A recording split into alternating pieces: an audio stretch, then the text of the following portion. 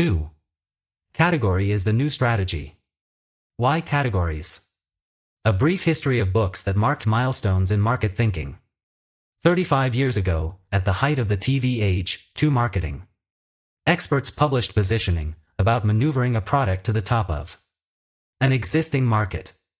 In 1991, as the microprocessor brought computing to the masses. Another book, Crossing the Chasm, focused on the marketing challenges of innovation, developing a new product for an existing market. In 1997, with the dot-com explosion taking hold, the Innovators' dilemma introduced the concept of disruptive innovation, how a radically innovative product upends an existing market. Today the powerful transforming force is the category, creating a new market for a new product, often, but not always, from a new company. A great message, a great product, a great innovation, these things are no longer enough on their own. Now it's critical to develop a great new market. Category in concert with building a great company and product. We see a link between brain science and the business strategy of modern category kings. Let us explain. The dynamics described in positioning, chasm, and innovators' dilemma haven't gone away. If anything, they've been kicked into hyperspeed. Positioning almost quaintly describes a 1970s landscape where there are just too many products, too many companies, and too much marketing noise. And that was when most TVs pulled in 3 channels. Rotary dial phones were bolted to walls, and the only way to Google something was to go to the local library. In this century, the landscape has changed dramatically. Google, founded in 1998, got momentum around 2000. Facebook was founded in 2004, giving the entire world a common online social network. In 2006, Amazon.com essentially invented public cloud computing when it unveiled Amazon Web Services, AWS. Apple introduced the iPhone in 2007.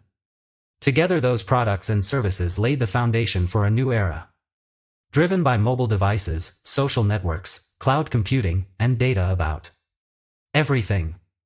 In the 2000s, agile software development caught on, accelerating the ability to get new code out the door.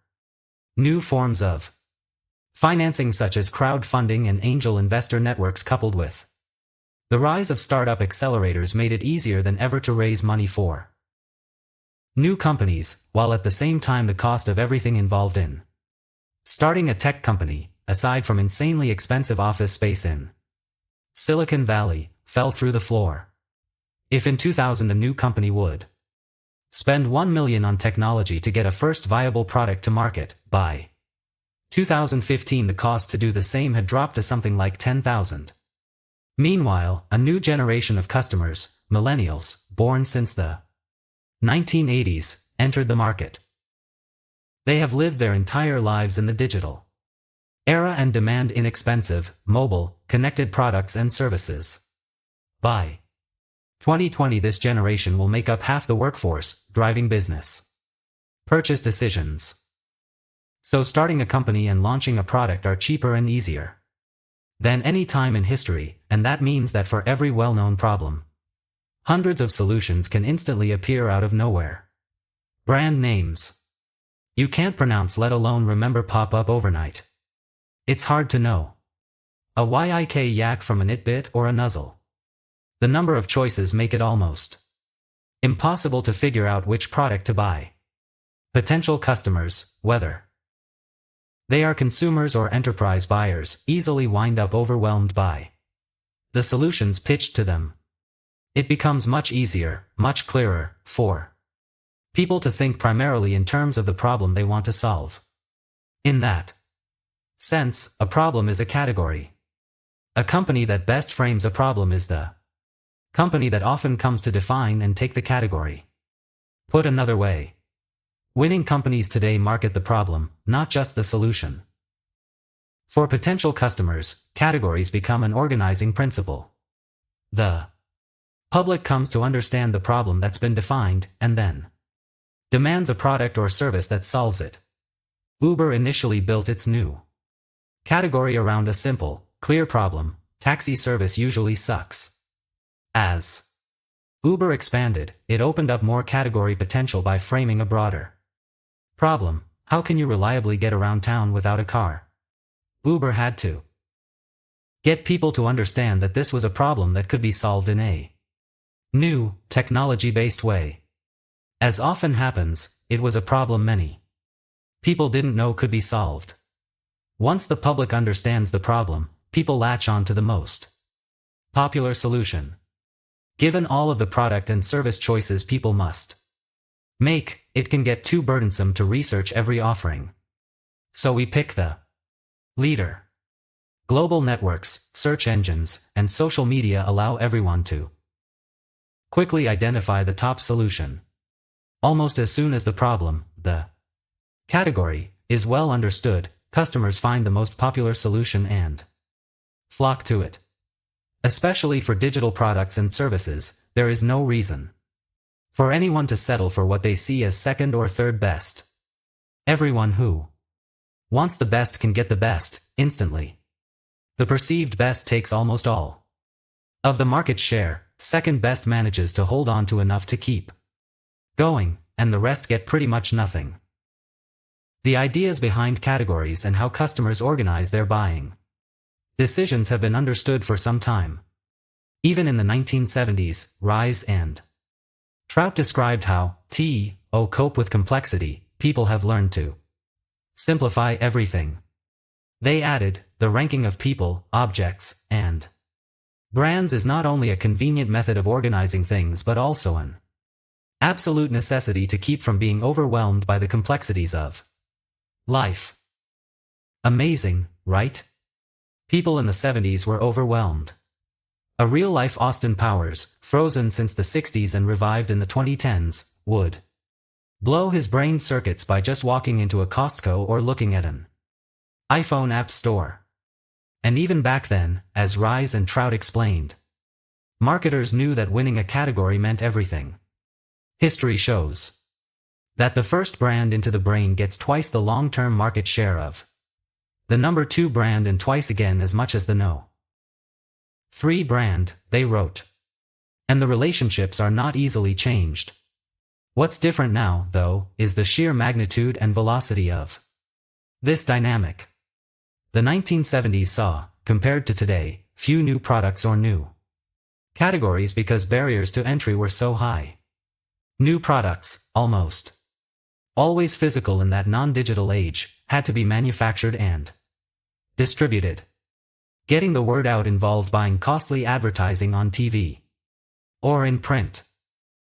Today, an offering like Slack or Snapchat can be built by a handful of people in someone's basement and distributed globally through the cloud with one mouse click. If people like it, it goes viral on social networks. No need to buy 30 million Super Bowl ads. The complexity Rise and Trout described has gone exponential, which makes the need to categorize more powerful than ever. Few people have the time or brain capacity to make buying decisions any other way. So people look for ways to make fewer choices in the face of more choices. 6. Increased choice among goods and services may contribute little or nothing to the kind of freedom that counts, writes Barry Schwartz in Paradox of Choice. Indeed, it may impair freedom by taking time and energy we'd be better off devoting to other matters. The category as an organizing principle is supported by research on the brain and cognitive biases, as described by Nobel Prize winner Daniel Kahneman in his book Thinking, Fast and Slow, and by a host of brain scientists. Our brains are governed by more than 50 different cognitive biases that push us toward decisions based not on facts and logic, but on instincts that can be at odds with facts and logic. It's a shortcut system in our brain, a way to make decisions faster and easier, especially when overwhelmed by too much information. One of the cognitive biases is called the anchoring effect. It's a tendency for an early bit of information to affect our view of all the information that comes after. For instance, the first offer put on the table in A negotiation has a powerful impact on any other offer that comes after. So, in category dynamics, an early company that solves the problem will win a powerful place in customers' minds. It becomes an anchor. Other companies coming afterward get judged against that early company. Another bias that kicks in is the choice supportive bias. The tendency to give positive qualities to an option we've chosen just because we've chosen it. This means that once you've committed to a product or service in a new category, you're likely to feel certain that it is the best even if something slightly better comes along. This helps explain why category kings can't be dethroned by a competing product or service that's simply better. Once people have chosen a king, they will always tend to believe the king is better, even if it's not. This reality explains why companies with superior technology can still lose category wars. Once a king emerges, customers believe it's the best, regardless of any evidence to the contrary. The category king concept also plays out in humans' pack mentality. Groupthink bias describes a tendency to believe things because other people do. Brain studies have shown that when we hold an opinion that differs from others in a group, our brains produce an error signal, warning us that we are probably wrong. In a category, the groupthink bias brings momentum to an emerging category king. Customers embrace the king because so many other customers have embraced the king. For some people, the pressure to make important buying decisions is not unlike the feeling of being under threat. Research from Vladas Griskevicius at the University of Minnesota shows that when people are threatened, they seek safety in numbers. In the pack, we feel less vulnerable, less likely to get eaten when the critter cannot see us because we blend in with the crowd. The group is our haven, our shield. As a result, the people who already own iPads make the people thinking about buying iPads feel safer about the decision. The need to fit in is a uniquely human behavior and begins as early as 2 years old. Conformity is a very basic feature of human sociality, said Daniel Haun, a psychological scientist at the Max Planck Institute for Evolutionary Anthropology. Studies show that people will and do change their minds to fit in. MRI scans of people changing their minds to conform to a group show that 2 critical reward-related regions in our brain are stimulated when we change our minds to be like others. It turns out we want to buy from category kings because our brains feel safe and happy when we do. Category thinking works because it's the way our brains work. More important, it's the mode of thinking that our brains turn to when faced with exactly the kind of overstimulated, crazy-ass marketplace we have today, and will have in spades in coming years. We further developed a link between a category-based strategy and brain science by studying market caps of public companies.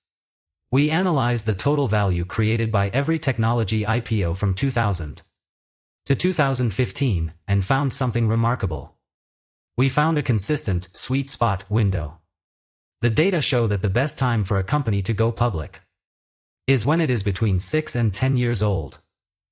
Oracle, Cisco, Qualcomm, Google, VMware, and Red Hat are among the many enduring category kings that went public in the sweet spot window. Most of the companies that went public in the sweet spot are ones we'd identify as category kings. We found that the age of a company at IPO even mattered more to post-IPO value creation than the amount invested in a company while it was still private. Seriously. There is zero correlation between the amount of money raised by a company before it goes public and its post-IPO value creation. The only consistent factor that mattered in our study was the age of the company. 12. We got an aha when we looked at the research of Paul Jurowski, author of The Evolution of New Markets. Jurowski's research explains the stages in the evolution of a new market, that is, a new category. In a market's earliest stage, the number of companies, he calls them providers, in the space explodes. This is the phase when the new category is first defined and a gaggle of entrants are scrambling to solve the problem. In the middle phase, the number of companies dives as the king emerges and competitors disappear, because the king starts sucking up all the economics. In the last phase, the number of companies bottoms out as the king dominates and reigns over the market. Inspired by his work, we created the category life cycle model. Now, as Jurowski also showed, the market value of the whole category rises slowly in the first stage as a category gets on its feet, then like a rocket. In the middle stage as the category catches on. In the last stage, the domination stage, value peaks and then tails off as the category matures. Right in the middle of the category life cycle model, the two lines, number of vendors and total category value, cross. Those lines cross when a category takes hold, a clear king emerges, the public understands the problem and solution, and investors pour money into the category and its king. It's the moment of category explosion. Let's go back to our sweet spot research. We overlaid it on the category life cycle model and saw that the sweet spot lands right around the moment Jurowski's lines cross. That seems to show that the best time for a category creating company to go public, our data, and the moment of category explosion are the same. And in the post-internet era, that's consistently been about 6 to 10 years after the first companies are founded in the category. We call this the 6 to 10 law. Pre-internet, categories took a little longer to spread throughout a market. In 1986, Microsoft went public in its sweet spot, and it was 11 years old. We ruminated until our heads hurt, looking for an explanation of why categories almost always take hold at about the same age. Eventually, we circled back to brain science and cognitive biases. It takes a certain amount of time for people to shift their thinking and then change their buying behavior. Our brains can only accept a new problem and new solutions so fast. The time it takes will be different depending on the scale of the problem. Certainly it's quicker for a teenager to discover Snapchat and change behavior around sending teenager stuff to friends than it is for a corporate IT chief to discover Salesforce.com and buy into a new way to run critical business operations. But that's why we see a span of 6 to 10 years in the sweet spot. Simple consumer categories catch hold on the earlier side, complex enterprise categories take longer. But the absolutely essential point, it always takes time to define a category, develop it, and change the way we see a problem and its solution. And that time is measured in years. What does all this mean for a CEO, founder, or category creator of any kind? Your number one job is to change the way people think. Your product, your company culture, your marketing, everything has to be aligned with transforming the way potential customers think. If you change the way they think, they will change their buying behavior. More important, if you are the company that changes the way people think, people will see your company as the category king, and you will win the majority of the customers. That's why category is the new strategy. And so, the category strategy. When Bill Gates ran Microsoft, he brilliantly created huge categories, most notably the PC operating system and Office productivity suite. But Gates had a hard time seeing past his category-defining success, Windows. Oh, how he loved him some Windows. The old saying goes that when you have a hammer, everything looks like a nail, and Gates's hammer was Windows. So to him every problem looked like it should be solved using Windows. In 2002, Gates unveiled what Microsoft called its tablet PC. Now, by that time, lots of companies had made runs at some kind of tablet-like computer, usually with the idea that you could write on it with a stylus, as if you were jotting down notes in a meeting. In fact, for a few years in the late 1980s and early 1990s, pen-based computing made investors and Engineers more excited than a teenage girl at a One Direction concert. Certain as they were that this was the next big thing. 2-pen computers. The Geary Pad and EO made spectacular splashes. But those products were expensive and didn't do enough to be worthwhile. Nobody really understood what problem they solved. Before long, those early tablet computers disappeared. But Gates believed in tablet computing and pushed development of a device at Microsoft. So confident was he in tablet computing, when he announced the tablet PC, he chirped, "Within 5 years, I predict it will be the most popular form of PC sold in America." However, the tablet PC ran Windows, the same Windows designed for laptops and desktops. Even the name, tablet PC, gave away its genetic defect. It wasn't defining any new category, but instead was trying to be a PC in a slightly different form factor, a form factor that wasn't really suited for the kinds of things people usually did with PCs. Looking back a decade after the announcement, Computer World magazine wrote, "Rather than envision what people would really want to do with a tablet and then design the hardware for that, Microsoft instead force-fit Windows XP onto it." Windows XP was a great desktop operating system, but it was bloated. Overkill for a tablet.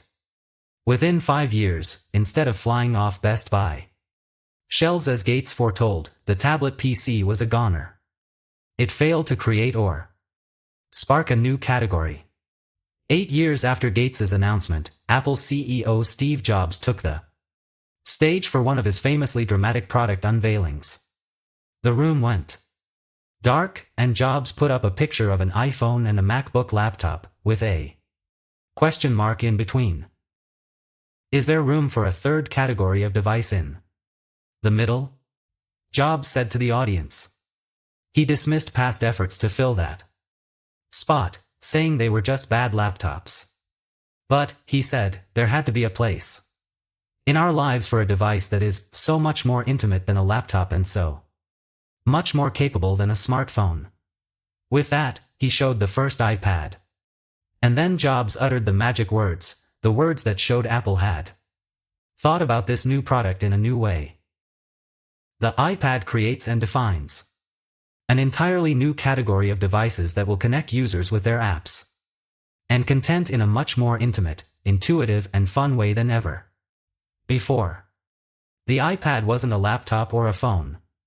It solved a new problem particular to the mobile social cloud era. People needed a device that they could carry around and use to watch videos, shop, read magazines, or muck around on Facebook. It didn't have to have the power and bulk of a laptop, but it did need a bigger screen than a smartphone. Jobs had identified a new problem and developed a new kind of product to solve it. As he announced the iPad, Jobs made us see that we had this problem, even if we didn't think we did. And that Apple had the very best solution ever. Jobs intentionally, willfully, strategically created a new category and put the iPad at the top of it from day one. The product itself was not Apple's strategy.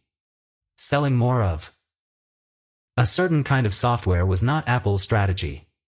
Creating the category was Apple's strategy.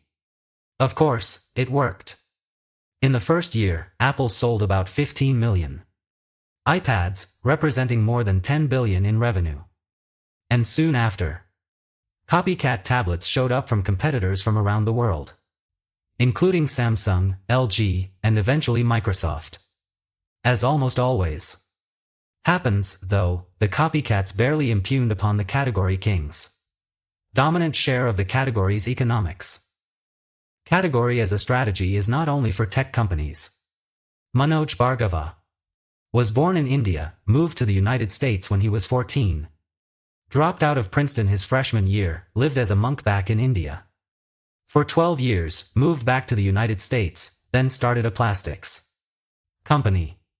In the early 2000s, as he wandered around a natural products trade show in Anaheim, California, Bhargava stopped at a booth selling a 16-ounce can of some liquid that was supposed to boost productivity. for hours and tasted like absolute crap. For the next 6 or 7 hours, I was in great shape, the notably reclusive Bhargava told Forbes magazine. I thought, wow, this is amazing. I can sell this. Yet he knew there was a reason these drinks hadn't caught on. At 16 ounces, they were sold against other drinks such as Coca-Cola or Starbucks's Frappuccinos. Since energy drinks usually taste bad, they were mainly seen as bad drinks loaded with a ton of caffeine. I thought, if I'm tired, am I also thirsty? Bhargava said. Is that like having a headache and a stomachache? It didn't make any sense. Bhargava saw an opening for a new category, the energy shot. It would be something that hadn't existed before, sold not against drinks but on its own, near the cash register in stores. In 6 months he came up with a concentration of caffeine and B vitamins that he could package in a tiny red 2-ounce bottle. The brand name was straightforward, 5-Hour Energy. It broke through by solving a clear problem in a new way. The problem was that people got tired and needed a boost to study or work or drive. The new solution was one quick shot that would provide that boost for 5 hours, without making you drink a whole can of awful. In a crowded market of drinks and caffeinated potions, Bhargava created, then developed and dominated a brand new category. By 2011, 5-Hour Energy hit $1 billion in sales, and the company commanded 90% of the energy shot category. Bhargava became a billionaire, and committed 90% of his earnings to charity. Much like Apple with its iPad, the category was Bhargava's strategy. He envisioned the category and how to build it, evangelized the problem, then created the product and company to attack it. A lot of venture capitalists like to say, we invest in great teams. But a great team is nothing without a great category.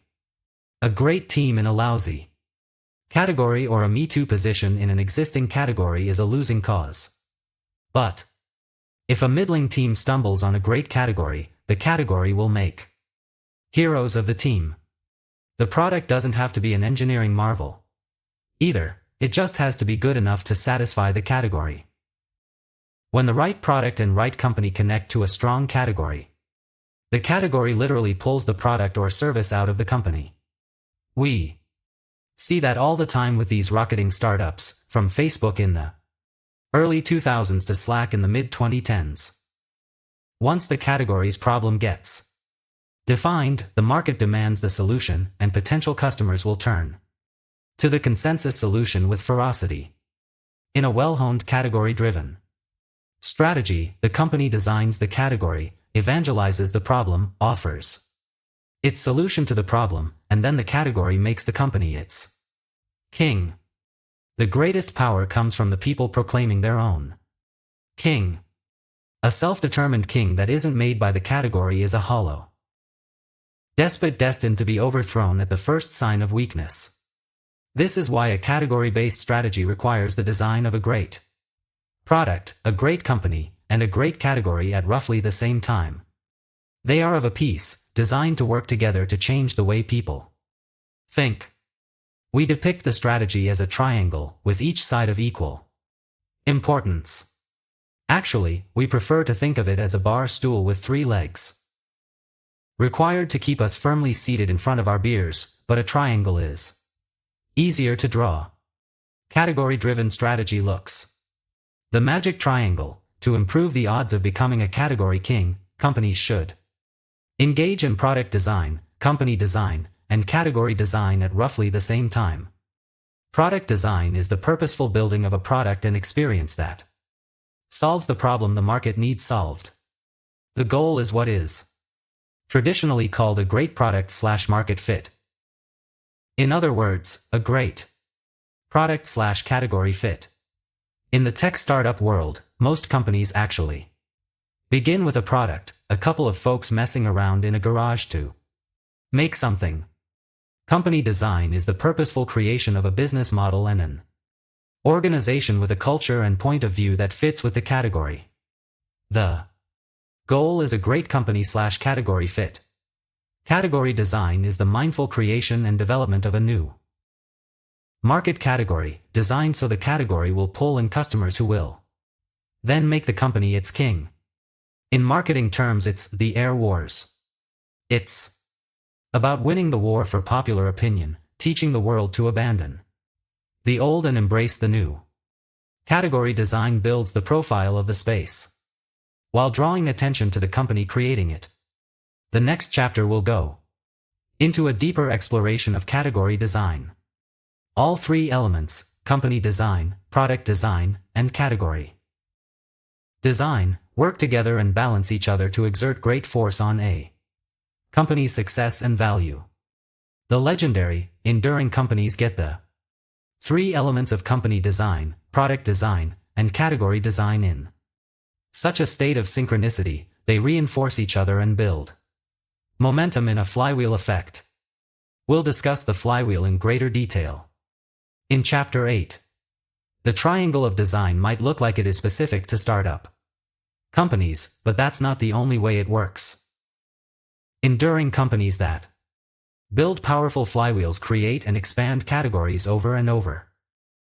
As we'll get to later in the book, Amazon.com has been a master at creating new categories at the same time as it creates a new product while also making sure the company fits the category. It did this with the Kindle e-reader and with Amazon Web Services cloud computing. Corning has pulled off this kind of strategy over and over for 165 years, and is still doing it today with new categories of glass that never before existed. One of the greatest category creation events in computing history was orchestrated by IBM when it brought out its System/360 computer in 1964, more than 50 years after the company was founded. The triangle can work in more circumscribed ways, too. Every department inside a larger business is essentially creating a product or service of some kind, and would benefit from thinking about the category it serves and how the department and its offering plug into that category. Individuals can think this way about their careers. The most successful people identify a category, an offering, what they can uniquely do that the category needs, and a personal culture and point of view, who they are and how they think, at the same time. Muhammad Ali created a category of showman boxer, perfectly suited to the emerging age of television, that hadn't existed before. The category reflected what he could do and how he thought, and he completely dominated it for the rest of his career. No one else emerged who could compete with him. Harry Potter author J.K. Rowling did the same, inventing an intellectual young adult fiction category and making herself the category king. The principles of category thinking also apply to the kinds of people at the office who build their careers by successfully developing a niche and putting themselves at the top of it. Google, through a category lens. Few companies start on day one with all 3 points of the triangle firmly planned out. Some companies begin with a team that just wants to work together, essentially beginning with company design. Some companies get their start because an entrepreneur thinks up a new product, starting at product design. And some companies begin with a vision for a category, like Bhargava of 5 Hour Energy, who then had to design a product and company to tackle the category. Still, legendary companies quickly move past their initial impetus and grasp category thinking, embracing all 3 points of the triangle. However they start, these companies quickly move to designing the product, company, and category in parallel. With that in mind, we want to tell you the story of Google in a way you probably hadn't considered. A lot of people think Google was just a better search engine when it appeared in 2000. Even Google had bought into the classic engineering conceit that echoes the field of dreams mantra: if you build it, they will come. Just make a great product and people will find it. That kind of thinking makes it hard to understand why Google became such a juggernaut even though a bunch of reasonably popular search engines already existed. If it was just a better product in an existing category, how Did it become a category king? But there's another, revealing way to look at Google's success. Before Google, all sorts of search engines proliferated: Alta Vista, Lycos, InfoSeek, Ask Jeeves, All the Web, and more. They seemed awesome at the time because nothing like a search engine had ever existed.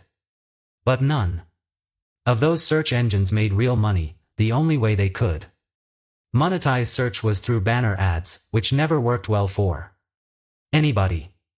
None of them broke out from the pack and led the market. They all worked off a similar idea. Their software crawled through the words on web pages to find matches with the words users typed in. That process, though, meant that you got a lot of shitty results just because a word you typed appeared a few times in some document. Searching by keyword also meant that the bigger the web got, the slower the search engines got, since the search engine computers had to crawl through an exploding volume of pages. In their dorm rooms at Stanford University at the end of the 1990s, Larry Page and Sergey Brin came up with a different insight, a technology insight. They realized they could use the links between pages on the nascent World Wide Web to rank pages and websites, counting links similar to the way you might count votes. More links to a page were like more votes that the page was worthwhile. This method tended to push higher quality results to the top, plus the system also got better as the web grew, learning from the links and from the search activity of users. More web pages meant more votes, and more votes produced results that weren't just better. Google's results often seemed prescient, seeming to understand what you were actually looking for. Google was the kind of innovation only someone outside of traditional search and computer science could have come up with. The whole field had suffered blinders, Bell Labs computer scientist Amit Singhal said at the time. Search really did need two people who were never tainted by people like me to come up with that shakeup. So Google wasn't just another search engine. Google created a new category of search that drew power from the very structure of the burgeoning web. Google from the start was something different, not just better. It solved a clear problem for its users who wanted spot-on results from an ever more chaotic web. It redefined the very meaning of search on the web and of course became a verb, to Google. And once the public realized Google was solving a problem they were newly made aware of. Remember, we thought Alta Vista's results were amazing at first. The new category exerted massive pull on Google. People pulled the product to them in exploding numbers, even though Google did almost no marketing or messaging to develop the category at first. It didn't even know it had created a category. However, imagine if Google had never done anything else. Imagine it only understood itself as a better search engine. Google would not be the powerhouse it is today. It would have just been a great product, and maybe Microsoft would have bought it to get Google's technology, saving itself from its eventual being doltishness. But instead, Page and Brin pretty quickly found a way to monetize this new search paradigm with a new search advertising paradigm, creating AdWords. For the first time, ads could be matched to search terms, and advertisers could pay for an ad's performance instead of paying for random eyeballs seeing an ad. As part of this revolution in advertising, Google reimagined how advertisers would purchase ads, by bidding, auction style, on search terms. Google brilliantly changed the advertising business model, coupling it with a particularly powerful characteristic of search. When you search for something, you tell Google a little about yourself at that moment in time, and that's a lot more than most advertisers ever had before. At that point, Page and Brin were birthing a category that was truly revolutionary, a swizzle of very personal information services and advertising, and they evangelized it to advertisers. It was so powerful and new, the money started flooding into Google. And the company used this cash flow to extend and extend and extend its category by creating more information services that would tell advertisers Something about the target consumer at that moment. Google Maps reveals where you are, Gmail sees what you're writing about, Calendar has your schedule, Google Docs can glimpse what you're working on. The company bought YouTube so it could know what you're watching. It built Android so it could take that whole search advertising stew into mobile phones. Google started with a search product that was different, and then redefined search into something much, much bigger and different than it had meant before. Funded by an entirely new category of advertising. Though we are not sure Google ever understood it this way, it had embarked on a brilliant category strategy, the kind we'll unpack as we go through this book. As a result, Google has transformed the way we get and consume information. Reinvented advertising, created more than 50,000 high-value jobs. And built an ecosystem of partners who've built huge businesses around Google's category. By the mid-2000s, Google's competition in search was either gone or neutered. In mid-2015, according to research firm StatCounter, Google search commanded a 74.8% market share, while Bing had 12.4%, followed by Yahoo, which built its own search engine in 2003, at 10.9%. All signs point to Google as one of the great category kings of all time. Whether Google knew what it was doing or not, it put together the three parts of the triangle. Conventional wisdom says Google won simply because it built a better search engine. But it won because it also designed a new category and designed its company to fit that category. So no matter where you start on the triangle of category thinking, ultimately category design can't be left to chance. A great product and great company are nothing without a great category. The company that leaves category design to someone else is tempting fate, potentially wasting the opportunity to be a category king.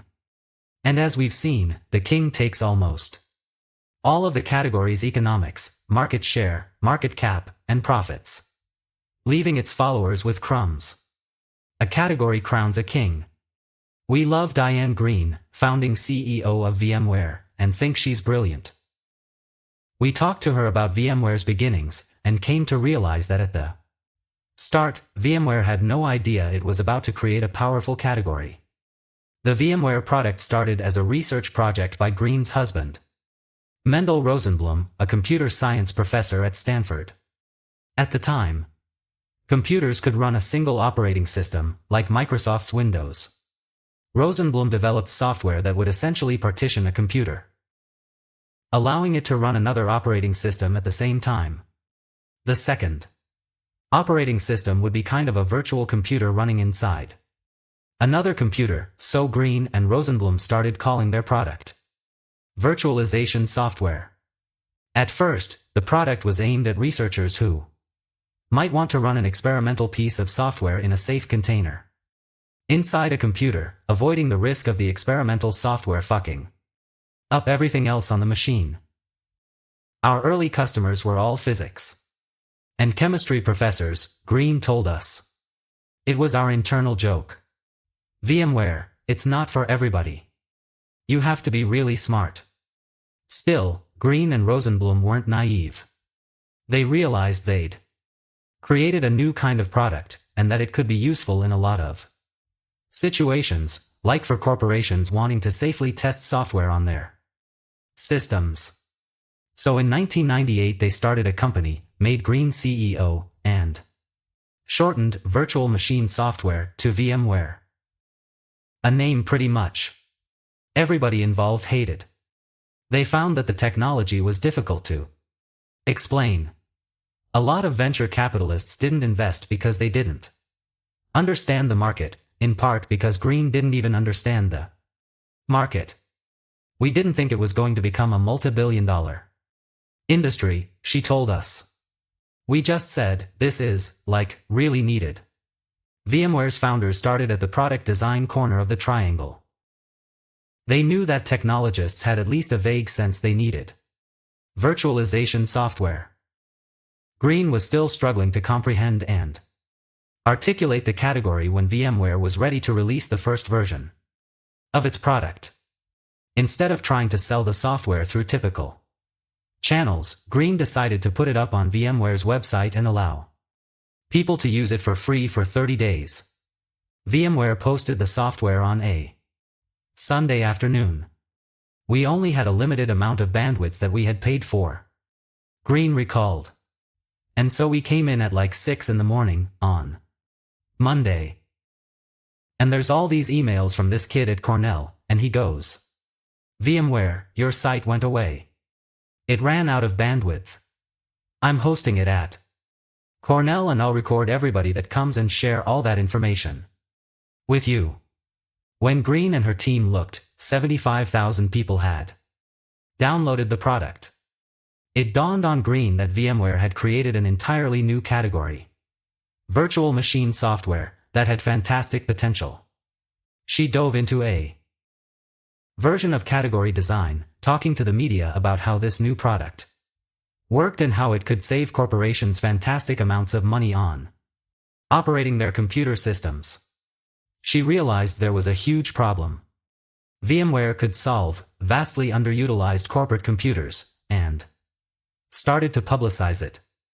Another smart move: right away, we devised a huge training program where you could become VMware certified, she said.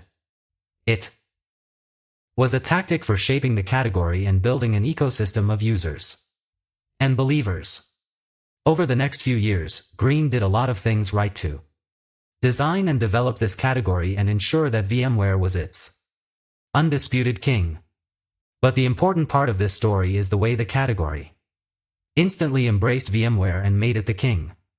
The category, once born, was so grateful to VMware for designing a product and company that could serve it. The category pulled VMware out of obscurity and practically carried it to a throne. By giving the category definition, the category arose out of nothing, and a new king was born. VMware, by the way, went public 9 years after it was founded and created the category, fitting with our 6.10 law. A lesson here is that a category needs a king. New categories benefit from a near monopoly. When we don't yet know where a category is going or what it can become, we really want a king to take charge, set the rules, and define the category. We really want a king to step up and give us a clear choice that we can commit to. A category stalls when that doesn't happen.